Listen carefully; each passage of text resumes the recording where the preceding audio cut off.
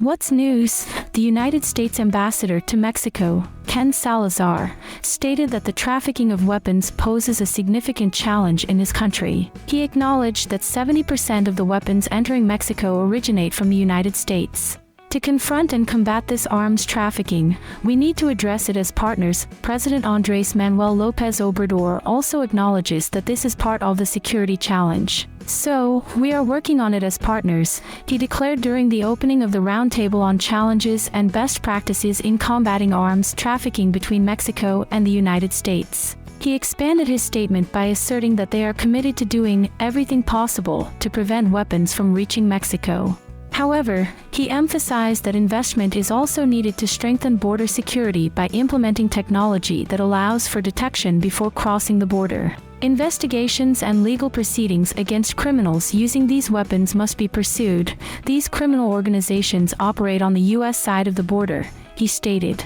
He underscored that societies in the United States and Mexico are dedicated to the daily struggle for security, recognizing the fundamental connection between a robust democracy and the achievement of security. This principle was notably recognized by President Roosevelt in 1947, speaking after World War II, emphasizing freedoms and democracy. In that context, he highlighted the people's right to live without fear, to enjoy a peaceful existence. He stated, "We know that in 2023, on both sides of the border in the United States and here in Mexico, there is still much work to be done.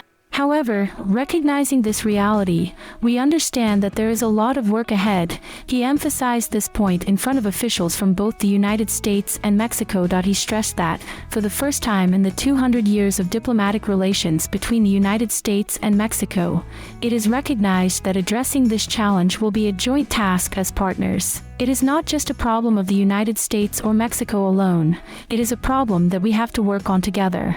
During his participation, Felipe de Jesus Gallo Gutierrez, director of the Criminal Investigation Agency of the Attorney General's Office, urged the improvement of the registry for confiscated weapons and admitted that there is still work to be done in documenting ballistic evidence. "We often complain about the introduction of firearms into Mexico, but we do little in some states. Others do a lot in investigating ballistic evidence to determine where that firearm was used and how many incidents it is related to. That is our responsibility.